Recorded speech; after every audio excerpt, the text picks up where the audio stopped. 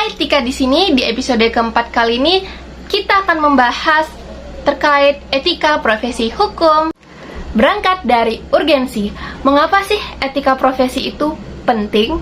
Mari kita kutip apa yang disampaikan oleh Profesor Taverna yang menyatakan bahwa berikan kepada saya jaksa dan hakim yang baik, maka dengan peraturan buruk sekalipun saya bisa membuat putusan yang baik.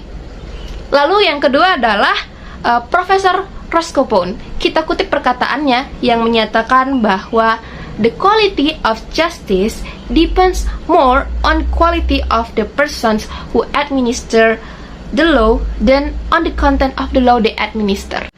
Lalu yang terakhir Profesor Sachipto Raharjo yang intinya menyatakan bahwa hukum itu untuk manusia, bukan sebaliknya. Bukan sebaliknya, yaitu manusia untuk hukum. Bahwa para penegak hukum seperti polisi, jaksa, penasihat hukum, dan hakim seharusnya memahami hukum itu dalam konteks moral reading, bukan sekedar textual reading.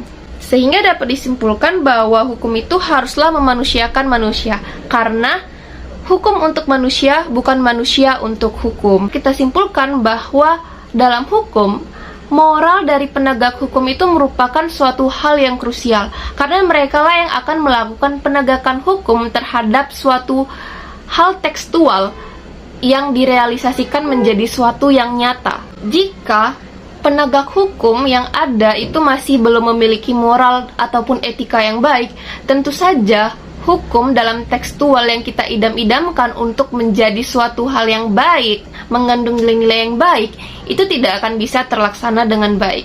Kita memang perlu moral yang baik dari penegak hukum yang ada.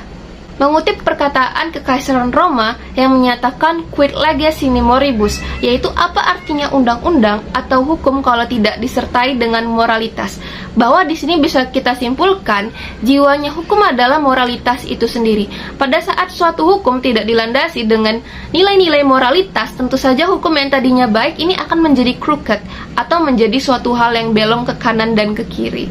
Sehingga bisa kita simpulkan sekali lagi bahwa moralitas dalam hukum itu merupakan suatu hal yang krusial dan penting.